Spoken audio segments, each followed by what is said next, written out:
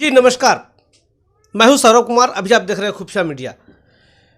आज हमारे देश में कई घटनाएं हो रहे हैं जिनको लेके बवाल और तूफान मचा हुआ है, लेकिन इन सबों के बीच में एक सबसे बड़ी जो चीज़ देखने के लिए मिल रहा है वो है युवाओं को राजनीति में की ओर अग्रसित होना और युवाओं के द्वारा ज़बरदस्त एंट्री करके राजनीति में उछाल लाना। आज हमारे साथ दो युवा पीढ़ी भी हैं जो न सिर्फ प्रखंड लेवल पर बल्कि जिला लेवल पर भी अपना पहुंच बना लिए हैं, और इससे देखते हुए एकदम आसानी से अंदाज़ा लगा जा सकता है कि पंचायत लेवल पे मुखिया, वार्ड और प्रमुख तक ही नहीं, यानी बड़ी बड़ी पार्टियां के कई शीर्ष पदों पे बैठ चुके हैं। चलिए आज हमारे साथ हैं सूरज जी, जो वाम सेप से लगता है जुड़े हुए हैं ना। तो सूरज जी, सबसे पहले खुफिया मीडिया में आपका स्वागत है। बहुत बहुत धन्यवाद आपका सर। और साथ साथ में हमारे साथ हैं राजद के बेन प्रखंड के अध्यक्ष। अपने परिचय खुद दे दें। रंजीत जी नाम है ना? जी हाँ, मेरा नाम रंजीत कुमार हुआ। मैं राजद चलिए, आपका प्रखंड अध्यक्ष स्वागत हैं।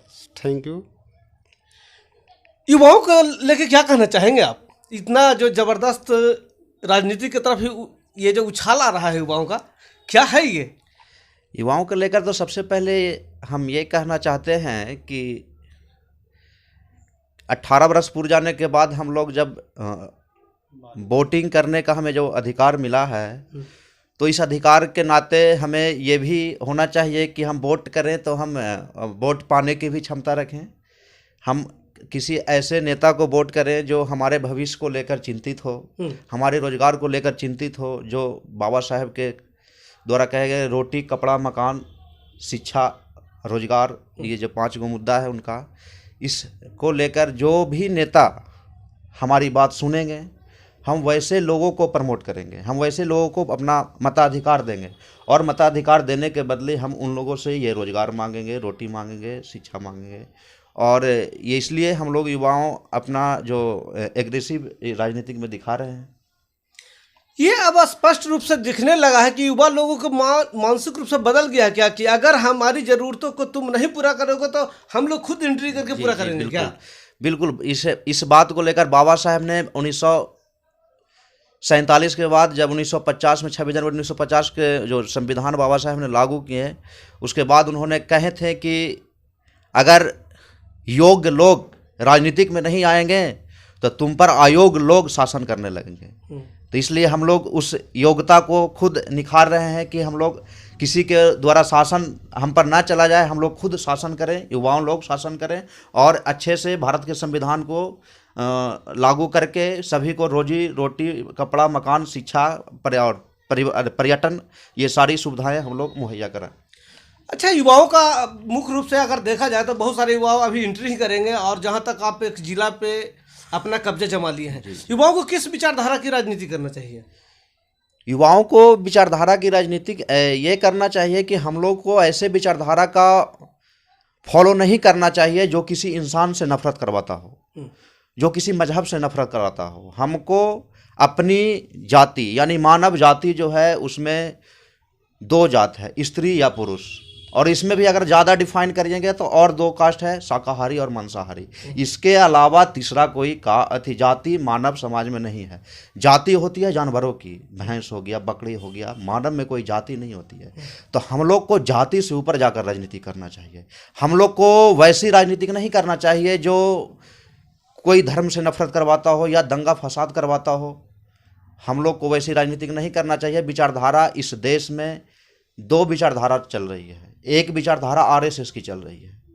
आरएसएस की विचारधारा चल रही है कि वो तो आप लोग को पता ही है क्या है, जो किसी मजहब से नफरत करवा देना, और उस मजहब से हम लोग को मुस्लिम या क्रिश्चियन मजहब से नफरत करवाता है आरएसएस, और अपनी बेटी का रिश्ता उससे करता है, इस्लाम धर्म वाले लोगों से, और हम लोग को इस्लाम से लड़वाता है।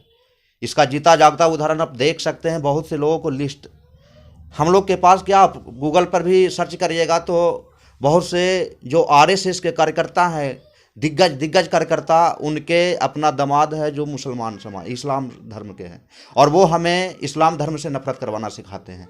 तो कहीं ना कहीं हम ये ज़रूर उनसे सीख सकते हैं कि हम लोग को नफरत करवाते हैं और अपनी रोटियां सेकते हैं वो। तो इसलिए हम लोग को वैसी विचारधारा से दूर रहना चाहिए। और इस देश में दो विचारधारा चल रही है, एक आरएसएस की और एक वामसेप। वामसेप का विचारधारा है कि वो फूले अम्बेडकरी विचारधारा को इस देश में लागू करना, और फूले अम्बेडकरी विचारधारा को लागू करने का मतलब है कि प्रत्येक मानव समाज के जो भी कास्ट हैं उसमें कास्ट शब्द जाति जो है वो नहीं रहे, और आपस में समानता की, बराबर की, सभी को अधिकार मिले। इसलिए हम लोग को, सभी युवाओं को ये हम लोग आग्रह करेंगे कि किसी दंगे फसाद वाली विचारधारा के ऊपर आप एग्रेसिव ना होकर उसमें शामिल हो जाएं। आपको प्रलोभन भी दिया जाता है। बहुत से दोस्त को हमने देखे आरएसएस ज्वाइन, हम लोग भी आरएसएस 2 साल रहे, और उसमें बजरंग दल, विश्व हिंदू परिषद, इन सभी में हमारे लोग का कार्यकर्ता और हम लोग के बहुत से लोग चेक करने के लिए गए थे। तो वहाँ जो जाता है उसमें 2 वर्ग की वर्चस्व चलती है। ब्राह्मण, मेन जो हुआ ब्राह्मण का ही आरएसएस है। एससी एसटी ओबीसी वाले वहाँ जाते हैं तो सिर्फ दरी बिछाने के लिए जाते हैं, ना कि वो किसी पद पे रहते हैं। ये सबसे बड़ी बात एक देखने के लिए मिलता है कि राजनीति में करीब 98% युवा को सिर्फ यूज किया जाता है।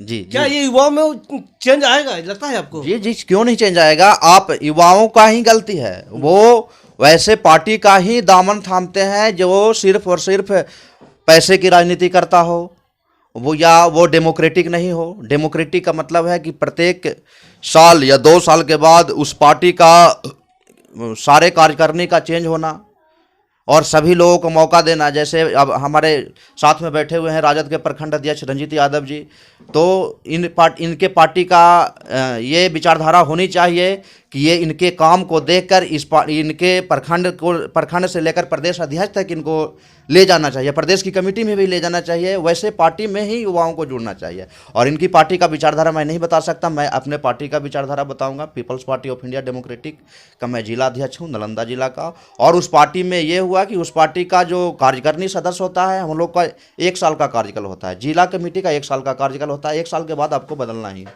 ज़्यादा अच्छा किए आप, वर्क आपका अच्छा है तो आपको प्रमोशन करके प्रदेश कार्यकारिणी में ले जाएगा, लेकिन 1 साल के बाद दोबारा आपको जिला अध्यक्ष नहीं बनाया जाएगा। एक बार मतलब कि अगर ज़्यादा काम किए तो 1 बार और 2 बार से ज़्यादा नहीं। किसी बाप का जागीर नहीं है कि आप बार बार किसी पार्टी का जिला अध्यक्ष बने रहिएगा। यानी आप एक ढंग से युवाओं को दोनों तरफ आमंत्रित कर रहे हैं, एक आप अपने बम सेप में भी और दूसरा राजनीतिक के क्षेत्र में, यानी सामाजिक क्षेत्र में भी। जी जी चलिए अब हम कुछ बात कर लेते हैं राजद के प्रखंड अध्यक्ष से। आप लोग तो कई बार भाई महंगाई को लेकर अक्सर हंगामा करते रहते हैं। जी हाँ, हम सब देखते हुए करते हैं। कभी भी पुतला दहन होता है, वहाँ से जो भी आता है प्रदेश से मेरा, तो उसको हम पुतला दहन करते हैं। कभी भी महंगाई का विरोध अभी चल रहा है। देखिए ब्राह्मणवाद पे माधी जी हमारे कैसा स्टेटमेंट दिए, उसको लिए राजद के कई भी हैं जो सपोर्ट कर ही रहे हैं।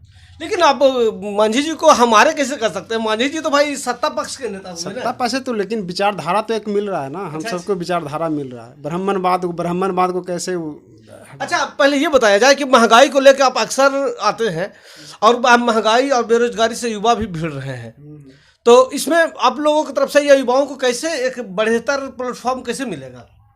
देखिए, बेरोजगारी सबसे पहले मेरे जो तेजस्वी जी बने थे वो बोले थे कि मैं पहला कैबिनेट में पहला कलम से 10 लाख के रोजगार देंगे। उनका आपको रैली में यही मुद्दा था, कमाई, दवाई, सिंचाई, करवाई वाला सरकार होना चाहिए। तो सरकार तो बन नहीं पाया उनका। अब देखिए नीतीश जी हमारे चल रहे हैं क्या समाज यात्रा, इस समाज यात्रा नहीं, समाज भिखार यात्रा समझिए इसका। तो इससे नहीं ना होगा, हमको रोजगार चाहिए। युवा सब रोजगार मांग रहा है। रोजगार के देखिए अभी चले जाइए पटना में तो आपको कौन स्थल है यार, गर्दनी बाग, सब हमारे सब वार्ड सचिव हैं, उस पर लाठी बरस रही है। ये जो आपका दे दिए जीवा दे दिए हैं दारू के लेकर के चौकीदार सब का।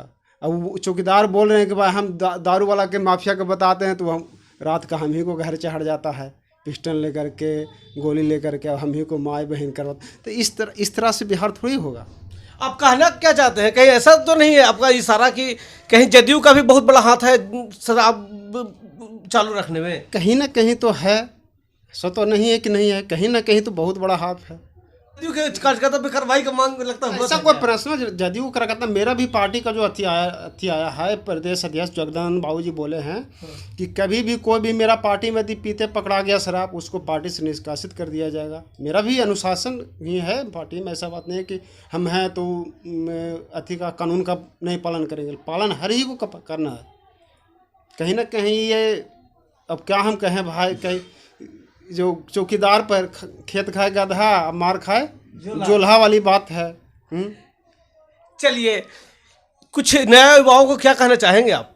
युवाओं के लिए यही कहना चले कि जो भी आपका विचारधारा मैच करता है, अच्छी विचारधारा पार्टी में ज्वाइन कीजिए, अच्छी विचारधारा से, यही कहेंगे। और लेकिन राजनीति में आइए। हाँ, कहीं ना कहीं तो आना ही पड़ेगा ना आपका।